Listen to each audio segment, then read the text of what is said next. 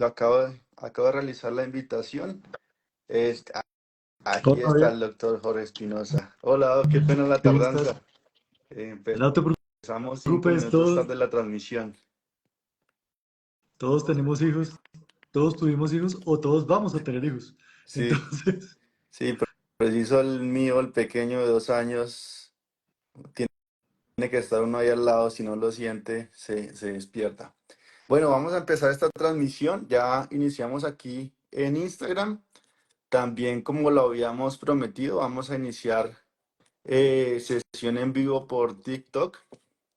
Ojalá esta noche pueda decir me electrocutaste, Pedrito, ya por TikTok. muy bien, Listo. Ya empecé listo. Entonces el ya, en vivo también por TikTok y, ¿y cómo y, hago para...? y ya estoy invitando aquí al doctor Espinosa. Doc, hay que bajarle todo el volumen al celular del TikTok o al dispositivo donde esté el TikTok, porque si no se hace eco así como se está haciendo en este momento. Muy bien, listo, ahí estoy. Listo, ya estoy también transmitiendo eh, directamente desde TikTok y ahí estamos también los dos. Bueno, entonces Perfecto. bienvenidos a este evento en vivo. Como les había dicho, es un evento donde vamos a hablar el tema de seguridad en cirugía plástica facial junto al doctor Jorge Espinosa. Inicio presentándome yo. Mi nombre es Javier García, para los seguidores del doctor Espinosa que de pronto no me conozcan. Soy médico anestesiólogo, con 10 años de experiencia como anestesiólogo ya. Y quiero que esta sea una charla más o menos como de amigos y colegas, porque tengo el placer de trabajar junto al doctor Espinosa en la clínica INO, que es la clínica de cirugía plástica, donde trabajamos en conjunto algunos casos. Doc, por favor, adelante. Preséntese aquí a mis seguidores y a la gente que no nos conoce. Muy bien, pues sí, somos amigos con Javier desde hace rato. Hemos trabajado juntos en cirugía plástica facial. Yo soy otorrinolaringólogo y hago cirugía plástica facial, casi todo enfocado en cirugía de rejuvenecimiento, en cirugía de nariz. Y cada vez que trabajo con Javier me siento muy tranquilo y muy confiado porque pues el principal objetivo del trabajo es la seguridad del paciente. Entonces, cuando estoy con Javier, todo resulta perfecto. Sí, a veces digo que lo más importante para la seguridad de un paciente usualmente es el equipo de trabajo, empezando por el cirujano plástico o por el cirujano que sea, obviamente, para que dé todo el expertise que ese paciente necesita para obtener unos buenos resultados. Otra parte muy importante de esta seguridad de los pacientes, obviamente, es el anestesiólogo, que es el encargado de dar, pues ya sea sedación o anestesia general para este tipo de procedimientos. La clínica también es muy importante, porque el sitio donde se opere tiene que contar con todos los recursos necesarios para afrontar, lo que decimos nosotros es que si todo va bien, pues todo sale bien, no hay ningún problema, pero si hay alguna complicación, que afortunadamente son muy, muy escasas, la clínica y el personal tiene que estar preparado para afrontarlos. Y ya básicamente es eso. Obviamente también el personal de enfermería que nos acompaña siempre, desde enfermeras jefes y auxiliar de enfermería, que son también nuestra mano derecha. Doctor Espinosa, quisiera preguntar cuáles son las cirugías plásticas más comunes y cuáles son aquellas, no sé, de pronto que brinden los mejores resultados a nivel estético, desde su experiencia, por favor. Bueno, la cirugía plástica facial, que es la que yo me dedico, eh, básicamente tiene dos enfoques, o es la cirugía de rejuvenecimiento o es la cirugía de mejoría funcional. Por ejemplo, si una persona no respira bien por la nariz, o no puede ver bien porque los párpados están muy caídos, entonces hacemos una cirugía que mejora la parte funcional y casi siempre también mejora la parte estética. Por ejemplo, si una paciente o un paciente tiene la nariz muy torcida y no puede respirar, pero además la nariz está caída, pues no se ve tan bien. Entonces mejoramos la parte respiratoria y mejoramos la parte funcional. Y de esa manera se mejoran dos cosas. Y el otro camino es la cirugía de rejuvenecimiento, en donde podemos hacer que una persona se vea como era antes, unos años antes, y a veces podemos hacer que se vea como era unos años antes y que se vea mejor de como veía unos años antes. Entonces son como las dos líneas que tenemos de cirugía plástica facial en las que nos desempeñamos. Pero la pregunta es, ¿cuál es la mejor cirugía plástica facial? La que al final hacemos y que es la más segura. Porque de nada sirve hacer un procedimiento en un paciente si al final vamos a tener una complicación o un problema. Voy a contar una historia de un paciente que vi hoy. Es un paciente que llegó al consultorio, De quiere hoy, hacerse una hoy, está cirugía fresquito fresquito, salido del horno. De pronto está ahí viéndonos en el en en el live vivo. del en vivo. Entonces llegó el paciente y quiere hacerse un rejuvenecimiento facial completo, quiere elevarse las cejas, párpados, cara, cuello, y me pongo yo a hacer la historia clínica del paciente y el paciente le hicieron un trasplante renal y ya tuvo un infarto y le hicieron una revascularización coronaria, que eso es una cirugía para poder funcionar el corazón. Entonces yo inmediatamente llamo a mis asesores de seguridad importantes, que son los anestesiólogos. Auxilio, tengo este paciente, ¿lo puedo operar?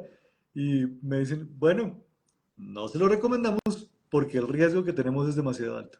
Entonces, en ese caso, mi papel como cirujano es confiar plenamente en la decisión de la gente que tiene en sus manos la seguridad de mis pacientes. Y yo no voy a operar a nadie en el que el riesgo sea un poquito mayor del riesgo que yo toleraría para mí mismo o para un familiar. Entonces, eso me pasó hoy.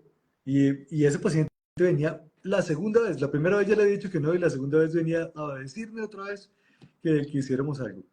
Afortunadamente tenemos otras opciones que son no quirúrgicas para rejuvenecer, como un poquito de rellenitos, toxina botulínica, láser, que son un poquito procedimientos, pero son un poquito menos riesgosos y vamos a hacer eso la semana entrante. Bueno, y ahí está como el papel de nosotros como médicos. Afortunadamente, los pacientes antes de llegar a una cirugía plástica, en este caso, pues pasan varios filtros. El primero es ustedes cuando lo ven en la consulta, como el caso de ese paciente el día de hoy. El segundo somos nosotros cuando nos llega a la valoración preanestésica. En esa valoración, ya sea de forma virtual o de forma presencial, que ya se está volviendo mucho la presencialidad, nosotros vemos pues eso, lo que decía el doctor Espinosa, antecedentes, vemos predictores de viaria difícil, que a veces no es muy común que los cirujanos plásticos sepan o den con esos predictores de viaria, pero nosotros podemos llegar a decir, oiga, este paciente probablemente sea difícil de ventilar o difícil de intubar y nos puede dar una complicación en cirugía.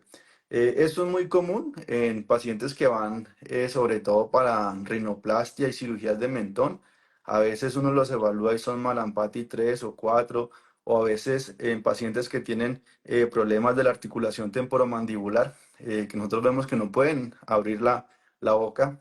Es un signo pues de alarma y decimos, tal vez sí se pueda operar, pero tenemos que cumplir con esos requisitos para afrontar ese manejo de la vía aérea. Y afortunadamente donde nosotros dos trabajamos, pues contamos con los recursos para manejar ese tipo de pacientes. Entonces, esos serían los dos filtros. El primero, pues el cirujano que lo ve, el segundo, el anestesiólogo que lo ve, y entre los dos aprobamos si va ese paciente o no a cirugía, haciendo las cosas más seguras. Por ahí a veces en mis publicaciones hay muchos comentarios de colegas que dicen que una cirugía plástica no se cancela. Yo les digo, una cirugía plástica sí se puede llegar a cancelar, sobre todo si se está poniendo en riesgo la vida del paciente. O sea, eso sí lo tenemos claro, creo que todos los que trabajamos en conjunto. Si hay un paciente que no cumple los requisitos de seguridad, pues obviamente no vamos a entrar a operarlo. Y lo que dice el doctor Espinosa es cierto, hay que darle otras alternativas a ese tipo de pacientes. Bueno, Doc, a veces pues me gustaría hablar también de los tipos de anestesia que son los adecuados para cada paciente. Eso depende también de ustedes como cirujanos, cómo se sientan para un tipo de procedimiento que se puede hacer con anestesia general. que es en la mayoría de los casos que los hacemos en salas de cirugía, o con anestesia local y sedación. Entonces no sé si nos quiera contar como como qué es lo que más se ajusta a las necesidades de las cirugías y también a las necesidades de cada paciente. Muy bien. Cuando yo me entrené en Estados Unidos, hice un fellow en Nueva York y allá todas las cirugías se hacían con anestesia local con sedación. Es decir, el paciente estaba acostado en una camilla, había un anestesiólogo colocándole un medicamento por la vena para que estuviera muy tranquilo y hacíamos todas las cirugías, desde retidioplastia, frontoplastia, nariz, todo se hacía con local con sedación. Y cuando yo llegué, vine trabajando con sedación bastante tiempo y hice muchas cirugías durante más o menos 10 años. Y últimamente la mayoría de cirugías las hago con anestesia general porque podemos controlar un poquito algunos factores que hacen que se mejore la seguridad y la duración del procedimiento. Por ejemplo, en una cirugía de rejuvenecimiento facial, donde fácilmente podemos quitarle 20 años a un paciente para que se vea más joven, es una cirugía que puede ser larga, puede ser 4 horas, 5 horas, 6 horas, y cuando se hace con anestesia local con sedación, puede ser un poquito más larga, una hora, media hora más larga, que eso al final suma en muchas cosas, en el cansancio del cirujano, en la longitud de la cirugía. Entonces, por eso, muchas de las cirugías largas preferimos hacerlas con anestesia general. Pero hay algunos procedimientos pequeñitos, como por ejemplo la cirugía de párpados, una cirugía de injertos de pelo, una cirugía de orejitas, se pueden hacer con anestesia local con sedación con bastante seguridad. Entonces, básicamente depende un poco de la conversación que tengamos con el paciente, qué quiere el paciente, cómo me sienta yo mejor como cirujano y por otro lado, tener el equipo de anestesia que sea capaz de soportarme en ese procedimiento. Hay algunos anestesiólogos que están mucho mejor preparados para hacer anestesia con sedación y otros que hacen mucha mejor cirugía con anestesia general. Afortunadamente, en el sitio donde yo trabajo, son expertos en ambas cosas, en sedación y anestesia general. Entonces podemos decidir con el paciente casi que cualquiera de los dos caminos con facilidad.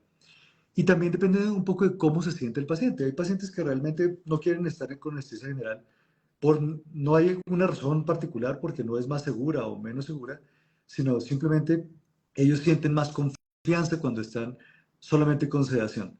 Pero a veces no es tan fácil tomar la decisión, entonces nos asesoramos de lo que encuentra el anestesiólogo en la consulta, porque todos nuestros pacientes pasan por una consulta con el anestesiólogo y de esa manera determinamos qué anestesio vamos a optar por el paciente. Sí, en mi caso, pues yo estoy preparado para dar cualquier tipo de procedimiento, ya sea con anestesia general y anestesia local más sedación. Pero yo prefiero más la general. La general a veces, como dice el doctor Espinosa, le permite a uno tener más control sobre muchas variables, le asegura a uno que el paciente no se vaya a mover, que el paciente no vaya a sentir un disconfort al final de la cirugía. Eh, pero si es mi caso, yo prefiero una sedación. Pues Y como bueno, si yo fuera el paciente. como anestesiólogo, Javier, ¿cuáles son los beneficios y los riesgos de cada uno de esos dos? O sea, cuando estamos hablando con un paciente, yo como cirujano, siempre le tiro la pelota al anestesiólogo. ¿Cuáles Sí. son los riesgos que tú ves que tienen? Bueno, pues los riesgos, los dos tienen riesgos de broncoaspiración. Por eso para ambos tipos de procedimientos o de anestesia o sedación, sea cualquiera de las dos, el paciente tiene que cumplir un ayuno, un ayuno riguroso de 8, 6 horas o 2 horas, dependiendo de la última ingesta que haya comido, porque en los dos hay pérdida de la conciencia y existe ese riesgo que se vaya contenido gástrico al pulmón. Con anestesia general hay un poquito más de riesgo de hacer anafilaxia, sobre todo cuando utilizamos bloqueadores neuromusculares, porque son los medicamentos pues, que tienden a hacer un poquito más de reacciones alérgicas. Pero a pesar de ser muy raros, el riesgo existe y a pesar de que se produzcan, son relativamente fáciles de manejar, a no ser que sea un shock anafiláctico en un paciente pues, que tenga que invertir uno más tiempo y más manejo en ese paciente. Eh, en la anestesia local con sedación también existe el riesgo pues, el paciente tenga recordar del procedimiento porque no está completamente anestesiado. Nosotros ponemos medicamentos que disminuyen el estado de conciencia, pero no lo duermen, por decirlo así, completamente. Entonces, a veces el paciente puede sentir un poquito más de disconfort al final de la cirugía. Y obviamente en los procedimientos largos hay un poquito menos de control de todo eso. Usualmente utilizamos bolos del medicamento y una infusión para mantener ese medicamento, pero pues a medida que el procedimiento se alarga, esas concentraciones en el cuerpo empiezan a elevarse y puede profundizar al paciente. Entonces uno tiene que estar muy medido con esas dosis de los medicamentos. Afortunadamente, pues ya actualmente tenemos bombas que nos ayudan a calcular mejor las dosis, tenemos sistemas incluso en los celulares, tenemos sistemas de perfusión de medicamentos que nos permiten no ir tan a ciegas con ese tipo de sedaciones y también pues son útiles en la anestesia general. Pero pues no, a grandes rasgos son esos los riesgos. Obviamente el riesgo de tener una complicación en una cirugía facial es muy, muy, muy bajo. Otro riesgo que se puede dar con la intubación en la anestesia general es que puede haber laringoespasmo, broncoespasmo o en la extubación una complicación que se llama edema por presión negativa, pero pues afortunadamente en mis 10 años como anestesiólogo si he visto un caso, ha sido mucho. Un caso en un sitio donde trabajaba antes, donde el paciente tuvo que estar con oxígeno 24 horas, pero no pasó a mayores. Y esas son básicamente las complicaciones que podemos tener. Y así tengamos todos los equipos, pues obviamente pueden llegar a existir. Por eso hago énfasis que es importante operarse con el personal y con la clínica que tenga los equipos necesarios para manejar una complicación. Una de las cosas chéveres que hemos desarrollado allá en la clínica es que como la cirugía facial está tan cerquita de la vía aérea, muchas veces lo que hacemos es utilizar cosas que nos permitan y le permitan al anestesiólogo tener un control visual completo de toda la vía aérea todo el tiempo. No sé si los pacientes saben que uno coloca un tubo por la boca para mantener un control de la vía aérea durante todo el procedimiento. Entonces lo que hacemos es, ese tubo queda siempre visible completamente por el anestesiólogo, que es una de las angustias que yo percibo que muchas veces tienen los anestesiólogos. Entonces al dejarlo libre y que tenga control visual todo el tiempo, normalmente los veo respirar más tranquilos, ¿cierto? Sí, sí, normalmente es así. Pues usualmente los pacientes sí llegan con la idea que va a ser con anestesia general y yo por lo menos en consulta sí les digo que van con intubación, que una de las complicaciones que pueden tener después de la cirugía es dolor de garganta, porque pues obviamente hay que intubarlos y el tubo ahí, sobre todo en una cirugía larga donde se puede mover porque hay una cirugía facial que se está realizando en ese paciente, pues puede llegar a generar dolor después de la cirugía. Entonces sí, eso es otra de las cosas que hay que tener en cuenta. Bueno, una cosa importante es cómo prepararse para la cirugía, ¿no? Entonces, cuando llega el paciente a la consulta, porque normalmente soy yo como cirujano el que recibo el paciente por primera vez, que quiere hacerse algún tipo de cirugía plástica, de rejuvenecimiento, de nariz, un lifting facial, el cuello, los párpados. Yo le hago una historia clínica muy cuidadosa, preguntándole qué enfermedades tiene, de qué cosas lo han operado antes, qué quiere conseguir. Tomamos fotografías y las revisamos entre el paciente y yo muy, muy al detalle y hacemos un planeamiento cuidadoso de lo que vamos a hacer. Y después de eso, le pedimos exámenes de laboratorios y que vayan a la cita con el anestesiólogo. El anestesiólogo normalmente nos dice el riesgo que estamos tomando y si vale la pena o no asumir ese riesgo para una cirugía. Normalmente no asumimos riesgos que no asumiría yo mismo o un familiar, porque pues la idea es que esto es una cirugía plástica, es una cirugía para mejorar la calidad de vida, pero para eso tenemos que tener vida para que pueda ser de calidad. Yo sé que suena un Sí, poquito enredado, pero la idea es no correr riesgos tontos. Quiero contarte una anécdota chévere, Javier, que no sé claro. si tú la sabes, cómo la cirugía plástica facial a veces salva vidas. Hace más o menos 3 años, llegó una paciente a operarse en el consultorio, se iba a hacer una cirugía grande, una cirugía de la frente, de los párpados, un estiramiento facial y del cuello. Y estábamos listos, ya se había hecho todos los exámenes, faltaba solamente un examen cardíaco para asegurarnos que todo esto estaba bien. La paciente ya tenía fecha, ya había pagado para la cirugía, estaba todo listo. Y llegó a la cita del anestesiólogo con el último examen, que era un examen del corazón para saber cómo estaba. Y en ese momento el anestesiólogo me llamó: no, doctor, esa paciente no la podemos pasar. De hecho, necesito que esa paciente se vaya ya para el cardiólogo porque yo creo que tiene un problema de coronario y necesita que alguien lo valore. Esa paciente, me acuerdo mucho que venía de Canadá y se fue para que la viera nuestro cardiólogo, que tenemos un cardiólogo que nos ayuda a manejar todo ese tipo de situaciones. E inmediatamente la llevaron a una unidad de cuidado intensivo. La paciente estaba comenzando a hacer una isquemia, que es como un infarto chiquito. Y bueno, la paciente pues obviamente no se pudo operar, pero se le salvó la vida, se le hizo un procedimiento cardíaco y todo se mejoró. Entonces, la cirugía plástica le salvó la vida porque nos permitió identificar que tenía un problema y no la operamos afortunadamente. Pero la historia no acaba ahí. La paciente se fue de vuelta para Canadá y llegó como a los 2 años a operarse. Resulta que la paciente, después de ese episodio, se metió en un programa de bajar de peso, de hacer ejercicio y de mejorar su calidad de vida. Y cuando llegó, hicimos todos los exámenes y ya era una paciente completamente diferente, mucho más saludable, y la pudimos operar. Y la paciente al final fue una paciente que pudimos operar, le salvamos la vida inicialmente y luego le mejoramos la calidad de vida muchísimo porque esa paciente quedó increíble.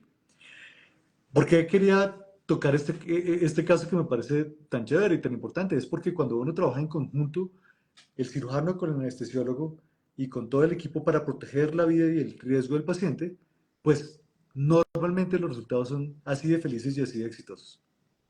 Bueno, chévere, chévere. Chévere escuchar ese tipo de casos que en realidad llegan o llevan a un final feliz.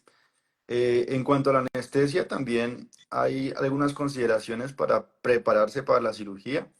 Ya las hemos recalcado. Lo primero es la valoración preanestésica, donde nosotros vemos signos de alarma o alertas que nos digan que puede ser un riesgo para llevar a ese paciente a cirugía.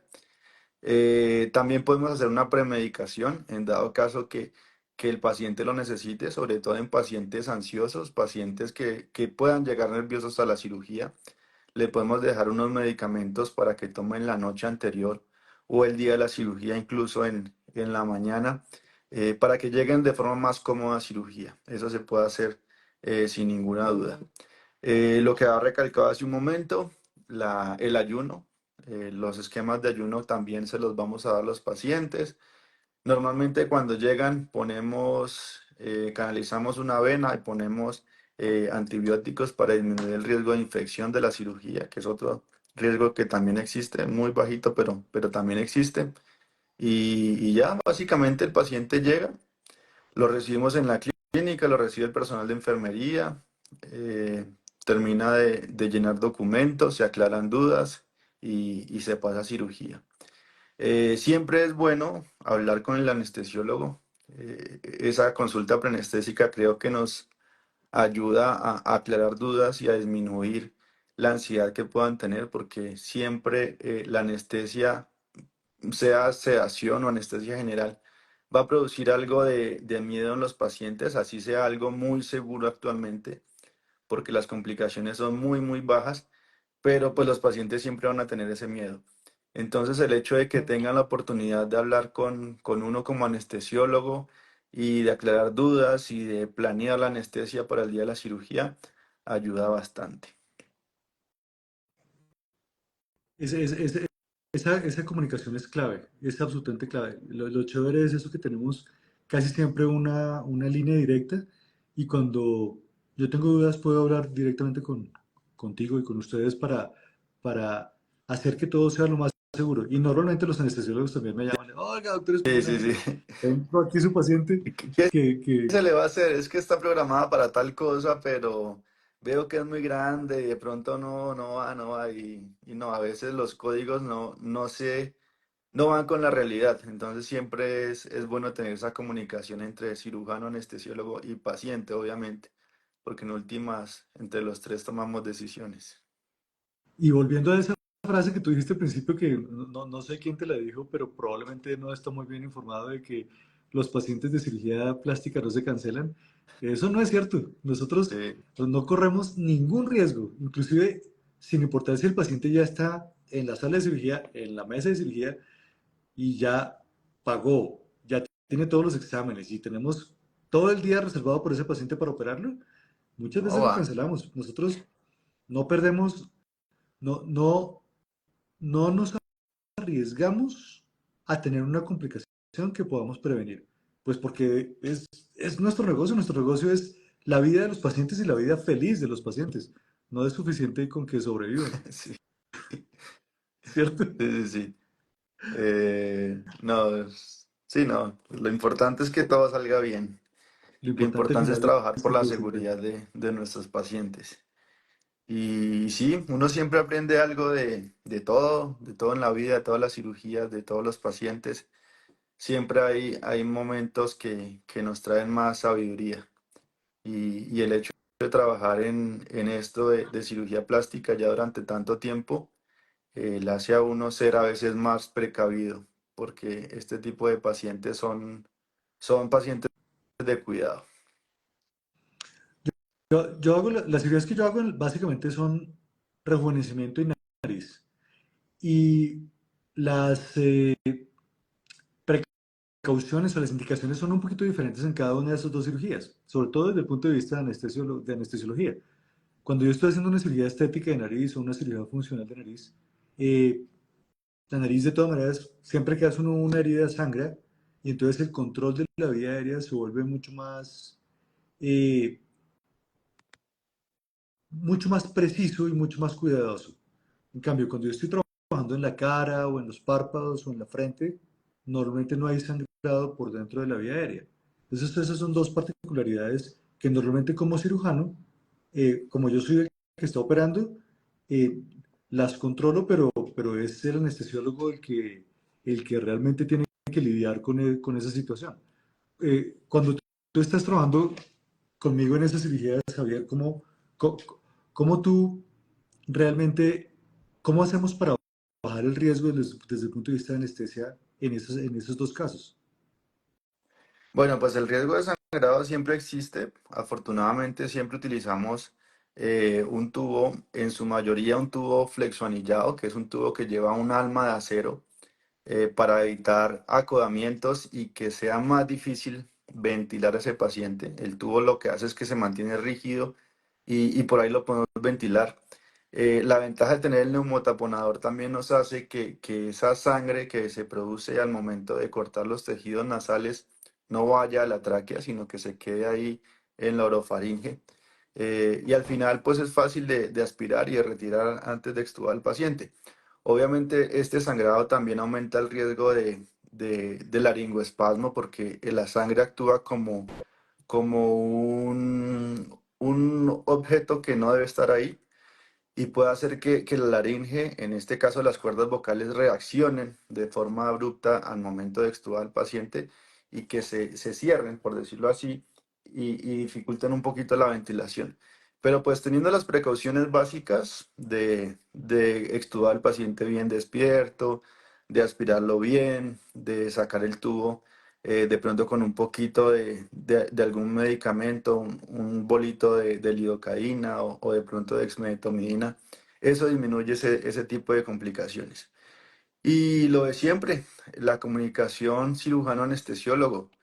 Normalmente hablamos de otras cosas que no tienen que ver mucho con la cirugía, pero si hay algo dentro de la cirugía que llama la atención, de pronto que el paciente se esté saturando, que se está aumentando la presión en la vía aérea, siempre hay que comunicarse con el cirujano. Y entre todos buscamos cuál es la causa, cuál es la posible solución y vemos a ver qué hacemos para mantener esa cirugía lo más segura posible. Una de las cosas que siempre hacemos y que me parece chévere es que nosotros colocamos la música que le gusta al paciente de entrar a la Sí. cirugía. ¿Te acuerdas? Tenemos una música para despegar y Y una una música para música aterrizar. para inducir y otra para el despertar del paciente. Siempre es así. En la mitad va la que pide el cirujano o el anestesiólogo. Pero O la instrumentadora. ah, también, sí, porque a veces se ponen ellas necias y no, que yo quiero escuchar hoy es viernes de salsa, entonces toca salsa, jueves de reggaetón, pero pues ahí vemos cómo se le da gusto a todos. Pero sí, el doctor Espinosa tiene ese protocolo muy bien establecido. La inducción es con una música que le agrada al paciente y el despertar también es con la música que el paciente escoja. Incluso si ustedes vieran la lista de chequeo o no, la planeación de la cirugía, tiene la música de inicio y la música del final. Y eso se respeta. Es pensando si a mí me fueran a operar, de todas maneras una sala de cirugía y todo el ambiente, pensar en un procedimiento genera angustia. Entonces, si uno llega a un sitio donde uno pues ve caras conocidas, porque ve el anestesiólogo, ve el cirujano, ve mi ayudante que siempre están conmigo, eso ya baja un poquito el nivel de estrés, porque ya saben que no es un procedimiento espontáneo, sino es súper planeado, milimétricamente planeado. Pero además uno recibe al paciente con la música que le gusta, entonces eso ya genera un vínculo emocional un poquito más alto y baja también la tranquilidad del paciente. Y yo creo que eso lo hemos hablado con Javier en cirugía y eso hace que todo sea más fluido. El paciente está relajado, se ríe un poquito, se siente Mm. como acogido y protegido por nosotros, que en última somos los que le vamos a cuidar. Y la otra cosa es que en seguridad del paciente muchas veces los pacientes eso me preguntan en consulta y no lo tienen tan claro, ¿cuántas personas hay en la sala de cirugía? Y a veces hay muchas personas, todas girando alrededor del control y el cuidado del paciente, porque está el anestesiólogo, está la enfermera, está el cirujano, el ayudante del cirujano, la instrumentadora. Muchas veces está la enfermera jefe y otro ayudante. Entonces, a veces hay 8 8 personas. personas solamente cuidando al paciente.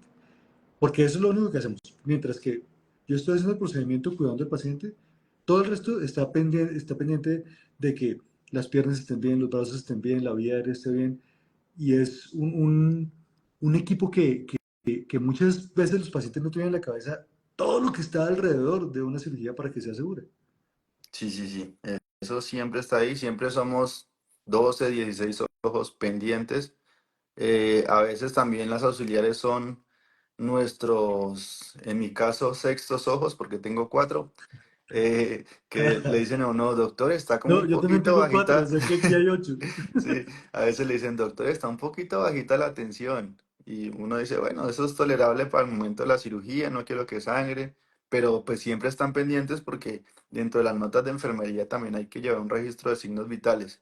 Entonces a veces están ellas también pendientes y son acuciosas con eso de hacerle caer en cuenta a uno también que a veces puede estar un poquito bajita la tensión o la frecuencia cardíaca. Sobre Eh, todo que son auxiliares allá que llevan muchos muchos años años. trabajando en eso. Entonces, son nuestra, somos todos un equipo trabajando alrededor de eso, ¿no? Sí, sí, siempre somos un montón de gente que eso no lo saben muchos pacientes, porque pues si uno es del área de la salud, sí, obviamente va a saber cómo se mueve el mundo de salas de cirugía, pero si no, no tiene ni la más mínima idea. Doc, yo quisiera saber en qué consiste una cirugía de rejuvenecimiento facial. ¿Qué tipo de cirugía se le hace a una persona para verse más joven? Normalmente con una rino y una riti ya es suficiente o depende de cada persona.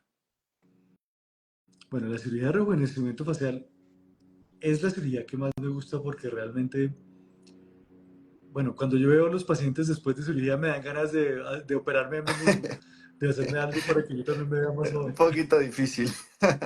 Sí, me veo con un espejo, pero no tengo un anestesiólogo que me dé anestesia. Con todos No los en que ese hay. caso, con todos los que hay. Pero normalmente cuando llega el paciente, evaluamos los 3 tercios de la cara. El tercio superior, que es los párpados de arriba, las cejas y la frente. El tercio medio, que es los cachetes. Y el tercio inferior, que es el cuello y las mejillas. Y al evaluarlo nos damos cuenta cuál de esas situaciones es el que más años le está poniendo a los pacientes. Entonces hay veces que el paciente requiere solamente levantar un poquito la cola de la ceja y hacer cirugía de párpados y con eso quitamos muchos años. Pero hay veces que el paciente necesita una cirugía para levantar los cachetes y mejorar el cuello, además de la cirugía de párpados y la cirugía de la frente. Cuando hacemos todo eso, cuando trabajamos en el tercio superior, que es frente, párpados superiores, trabajamos en el tercio medio, que es esta parte que es la región malar y los párpados inferiores. Y cuando trabajamos en la cara y el cuello, hablamos de un rejuvenecimiento facial total. Y con las nuevas técnicas que estamos usando, que una de ellas es el famoso eh, Deep Plane Lift o rejuvenecimiento facial profundo, podemos hacer que una persona se vea 15 o 20 años más joven. Y lo más chévere de eso es que se vea natural. Que la gente va en la calle y dice, wow, cómo se ve joven el doctor Espinosa, pero no saben exactamente qué pasó, porque se ve natural el resultado. Estos tiempos pasados que eran muy complejos en donde uno veía la señora del supermercado con la cara toda estirada y cosas raras, eso es eso ya con las nuevas técnicas y las nuevas tecnologías no pasa, porque buscamos siempre que el resultado sea lo más natural posible. Que no parezca que el paciente tenga una cirugía, pero sí se ve más joven. Y ese es un rejuvenecimiento facial total. Algunas veces la cirugía de nariz también hace parte del rejuvenecimiento. Si una persona tiene la punta de la nariz caída, una montañita muy grande o la nariz desviada, definitivamente eso le pone años a la cara del paciente. Entonces, podemos hacer alguna cirugía de cejas, de los parpaditos, enderezar la nariz, levantarla un poquito y con eso hacer que el paciente se vea realmente mucho, mucho más joven. Bueno, súper. Creo que ya llevamos casi 45 minutos ¡Wow! en vivo. Bueno, ¿Todo eso? 40 porque empezamos 5 minutos tarde. Quisiera abrir la posibilidad que hagan preguntas. A ver si nos hacen preguntas aquí, tanto en Instagram como en TikTok. Alguna pregunta que quieran hacernos, que estemos prestos a contestar. Bueno, aquí la doctora Jenny Tintín dice, buenas noches, doctor. Me hace una lipopapada, pero... me dice, sí, me hice una lipopapada, pero me quedó fibrosis. ¿Puedo hacerme una cervicoplastia para mejorar? Es una pregunta puntual para el doctor Espinosa. Muy bien. Sí, normalmente sí. Cuando hacemos liposucción de papada, no es frecuente que haya fibrosis, pero a veces algunos pacientes tienen un poquito de más inflamación de la que a uno le gustaría. Si no se puede mejorar la inflamación con masajitos y con tratamientos médicos, se puede hacer una cervicoplastia en donde se levanta la piel y se reacomoda la piel de nuevo y mejora de una manera súper importante la apariencia del cuello. Entonces, sí se puede y normalmente puede mejorarse mucho más el resultado. Bueno, por ahí también nos saludó Cesarión. No sé si es paciente del doctor Espinosa, que dijo que muy contento. Voy por otro procedimiento. Aquí piropos para el doctor Espinosa, que gracias por ser un increíble ser humano, con increíbles resultados. Que gracias por hacerme más joven de lo que estoy, dice otra Ah, qué persona bien. por ahí. Bueno, voy más para abajo. Aquí se me apareció otra pregunta. Doctor, buenas noches. Disculpe una consulta. Mi enamorado hace 2 meses se hizo una rinoplastia estructural. De por sí su nariz era bonita, en verdad, pero tenía problemas respiratorios. Y ahora respira bien.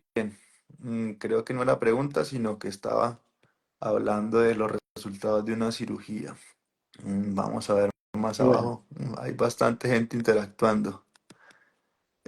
chévere. Sobre todo en Instagram. Sí, muchos saludos.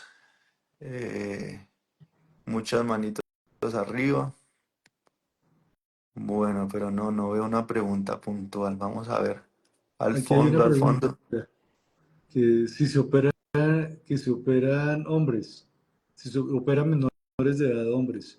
Bueno, sí, la cirugía plástica facial se hace cuando sea necesaria. Hay pacientes jóvenes de 16, 17 años que se les puede hacer alguna cirugía pequeñita de nariz o algunas veces cosas que puedan hacer que se vean un poco mejores. Y algo como que de pronto es curioso y que le puede interesar a la gente que está viéndonos, es que por lo menos el 40% de los pacientes que yo opero son Son hombres. hombres, sí. Hace, hace 10 años eran más mujeres, ahora es casi mitad de mitad. Nosotros también queremos vernos mejor. Sí. Sí, los hombres actualmente nos estamos operando bastante. Es muy común en hombres, sobre todo la cirugía de nariz, la cirugía de párpados y rejuvenecimiento facial también. Es muy, muy Sí, común. Por aquí creo que tenía otra pregunta, no se me perdió.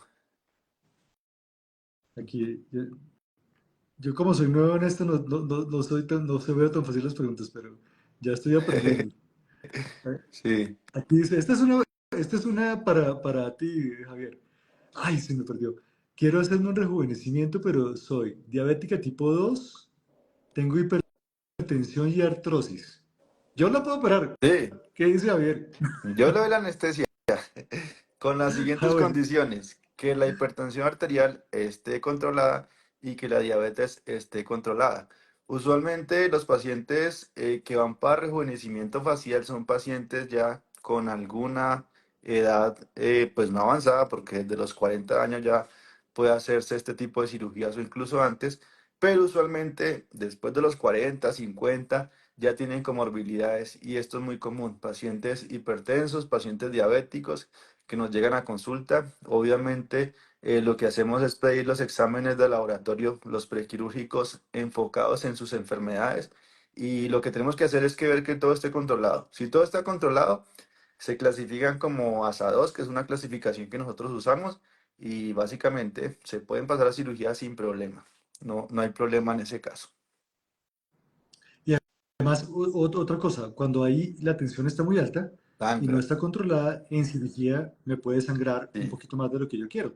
Entonces, sí, lo mejor es tener todo esto controlado. En últimas, creo que si todo está controlado, podríamos operarla, Sí, ¿cierto, sí, Javier?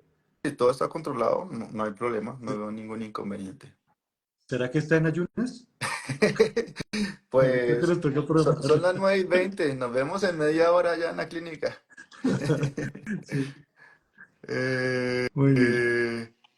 eh, ¿Qué otra bueno, cosa? no.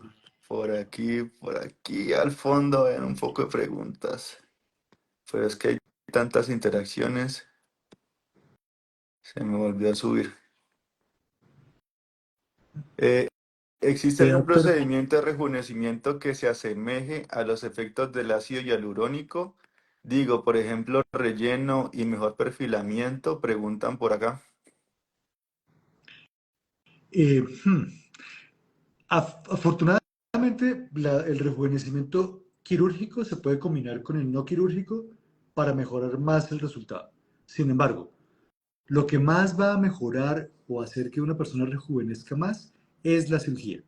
Pero en el caso del paciente que les conté, que les contamos al principio, que no podíamos hacer la cirugía, podemos hacer unos rejuvenecimientos con solamente inyectables o toxina botulínica o láser, muy, muy importantes. Pero nunca vamos a poder conseguir lo que se consigue con la cirugía.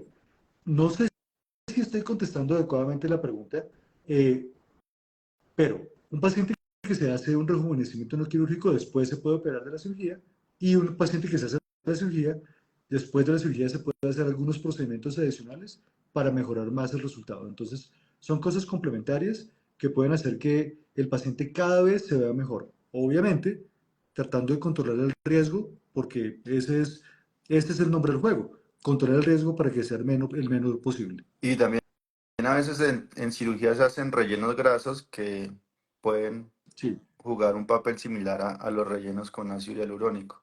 Pues no sé, ahí el doctor Espinosa nos dirá. sí, muchas veces, si el paciente no lo vamos a llevar a la cirugía, pues podemos hacer rellenos con ácido hialurónico, pero si vamos a ir a cirugía, podemos colocar grasita que funciona de una manera Similar. parecida a los rellenos. No es exacto, pero sí funciona ¿Y la bastante bien. duración es muy similar o depende? Cuando uno hace un relleno con grasita, normalmente el 70% de la grasa puede sobrevivir después de un año, pero es probable una nueva aplicación después de 2 añitos y medio. Con los rellenos, la mayoría de los rellenos duran entre un año y un año y medio, entonces se puede ir aplicando progresivamente para mejorar más el resultado. Bueno, muy bien. Vamos a ver si hay alguna otra pregunta por acá. Y O en ahora te TIC. están echando piropos a ti. ¿Ahora a mí? Sí, sí, sí, sí. Bueno, gracias, Muy bien. gracias. Voy a ver si hay alguna pregunta en TikTok que no estaba muy pendiente de ese en vivo, pero no veo por ahí ningún comentario. No veo, no veo comentarios así relevantes. Bueno, Doc, no sé. Sí, dicen que muchas gracias, me han contestado perfecto. Stephanie, creo que era esa pregunta sobre los rellenos grasos. Aquí hay una sobre la bichectomía, que si tiene efectos secundarios la bichectomía. Bueno, eh, ¿la bichectomía qué es? Es una cirugía con la que se adelgaza la cara. Hay gente que tiene la cara muy gorda y definitivamente adelgazarla es una buena opción para que sea mejor. La bichectomía es una grasa que está colocada en este sitio, acá. Entonces, si uno quiere saber cómo se vería con una bichectomía, puede ser algo como esto. Y es en este sitio donde está la grasa, en donde se va a adelgazar la cara. ¿Cuál es el problema? Que en la medida que uno se va volviendo viejito, la grasa de la cara se va perdiendo. Entonces, si uno quita toda la grasa de la cara cuando uno tiene 20 años, cuando tenga 40, 50 años, Cada vez es más probable viejo. que se vea un poquito más viejo. Pero hay pacientes que tienen la cara muy gorda y que definitivamente uno sabe que sin importar si tienen 50 o 60 años, la cara se va a ver gorda. Esos pacientes se pueden beneficiar de la bichectomía y es un procedimiento sensacional y los pacientes quedan muy contentos. Bueno, chévere. Voy a seguir buscando, a ver si hay alguna pregunta. Que si la aplicación de grasa siempre va con cirugía. Me imagino que la pregunta es si va siempre con anestesia. Bueno, Bueno, también se mm, puede hacer con sedación a veces, pero pues que sea sí, únicamente un procedimiento solo, no sé si ustedes lo harán en consultorio con sedación. En sala siempre va asociado a una cirugía. sí, lo que pasa es que la grasita, en mi concepto como cirujano plástico facial, siempre se debe hacer en cirugía y con un anestesiólogo. La grasa es fabulosa, el resultado que produce es increíble, pero yo no me siento cómodo si no tengo un experto en seguridad del paciente, que es el anestesiólogo, que en última vez es mi mejor amigo durante la cirugía, cuidando a mi paciente. La grasita tiene sus trucos y sus indicaciones para que sea un procedimiento muy seguro. Entonces, eso yo no lo hago en el consultorio. Sé que hay gente que lo hace en el consultorio, pero yo prefiero siempre quedarme en salas de cirugía con eso.